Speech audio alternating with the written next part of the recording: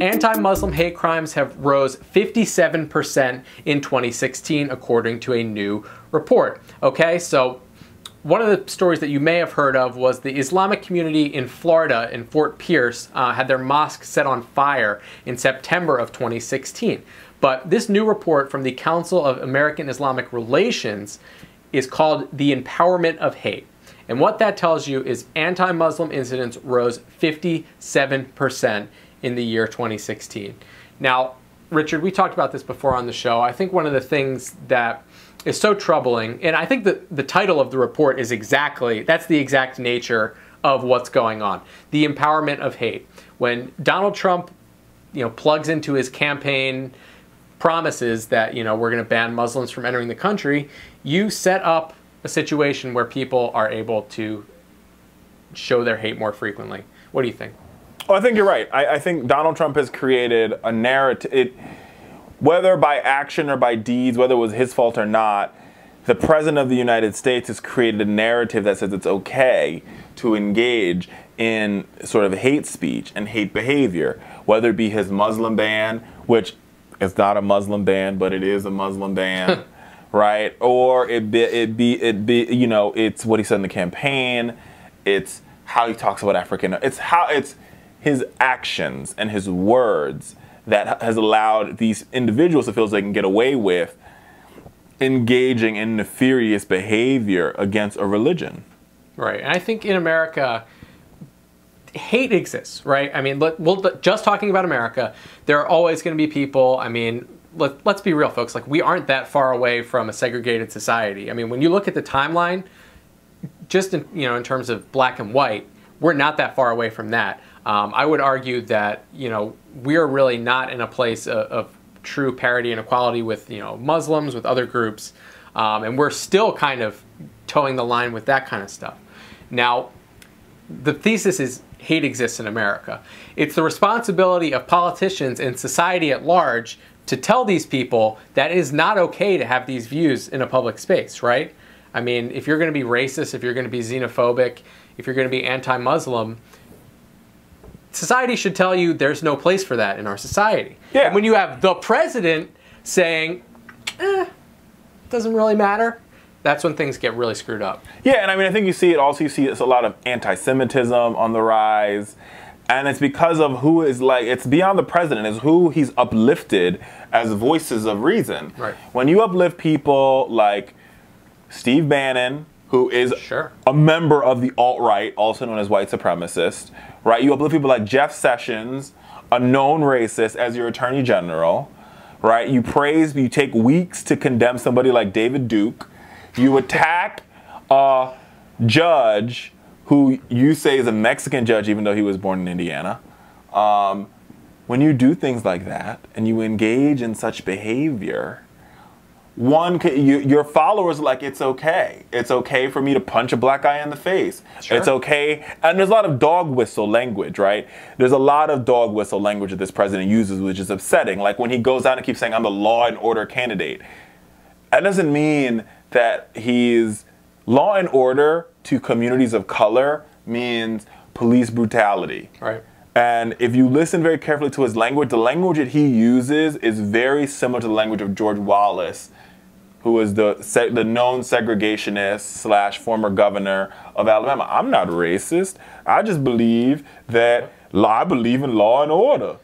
And the law says you shouldn't vote. You don't have to say it, right? Yeah. You don't have to say it, but people know what you're saying. Exactly. And take a look at what you've seen Jeff Sessions do. He's pulled out of every single police department investigation that we had going on in the country, whether you believe Black Lives Matter or not. Career Justice Department officials in almost 20 different cities across the country, New Orleans, Miami, New York, Los Angeles, Baltimore, St. Louis, Ferguson, Maricopa County, Dallas. They're fixing theirs, right? Baton Rouge, that's just 10. Chicago, right? Yonkers. I can go on and on. There's a list of these. You could check them out, right? These are all police departments where a Justice Department consent decree found, Seattle, found that these police departments engaged in patterns and practices of bigotry and police brutality against communities of color. This is not the NAACP who found this. This is not Louis Farrakhan. This is not Black Lives Matter protesters. No, these are career Justice Department attorneys, people who have spent years working for the government in the Justice Department. Experts on this have said there's patterns and practices of bias and bigotry in your policing departments. Jeff Sessions' response, we're going to stop doing these. Right, and what does that tell you? Because that's a dog whistle. There's no logical reason it's a why dog one whistle. would do that. It's a dog whistle that tells police it's okay to engage in hate, racism, and bigotry behind a badge. You can take your hate, your racism, and you can hide it behind your little police badge, and everything is okay.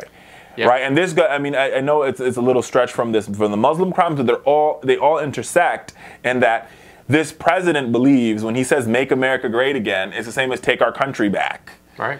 So that means that rich white men, or white men generally, they think it's. Here's the funny part, the ha-ha about it is, and where I love what President Obama said in his farewell address, is, you know, it's important for the activist, the Black Lives Matter activist, to understand that even though you hate white privilege, that like the poor white guy in Kentucky is just as effed up as you are. Right. When it comes to economics and opportunity and all this other stuff, and I agree there. But what Donald Trump has done is he's divided this and said, if you're white and poor, you are superior to being black and poor, or being Hispanic and poor, or being Muslim and poor.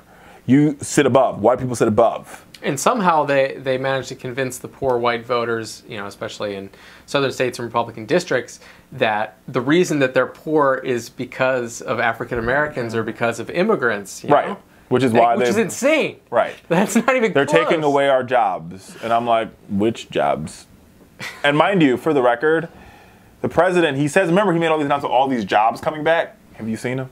I haven't seen any jobs. I was looking for them yesterday. I couldn't find them. I mean, he's riding the wave of Obama's healthy job numbers, you know, responsible economy. But these manufacturing jobs, like, oh yeah, Ford's going to build 1,000 jobs, 1,000 Ford jobs are coming back. Yeah. No, they're not.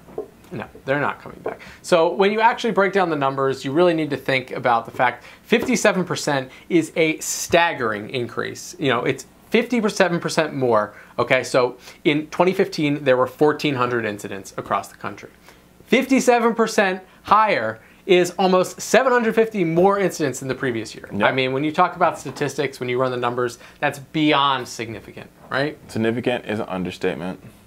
So this is a story that I think we want to cover, and this is something you've got to keep an eye on, because I'm worried that, you know, Richard talked about Jeff Sessions and the Justice Department. One of the functions of the Justice Department is to handle these civil rights cases. Oh, that's and I think we're going to see no civil rights cases, right? Well, I mean, we've already told. I mean, Jeff Sessions has been very clear. He's going to gut the Civil Rights Department of the Justice Department, and he's going to go after. They're going to start enforcing more drug crimes. These are not based on like. So they're going to go after there's no like facts. Because they want to put more. Reality. I mean, I hate to say it this way, but they want to put more black and brown people in jail because they're never going to grow. Here's the thing: Donald Trump ain't going after the large drug cartels. Oh, we're going to go after these drug. No, they're not. They're not, because if they want to do that, going after the drug cartels takes years and years to bust. It's easier, like the theory of broken windows.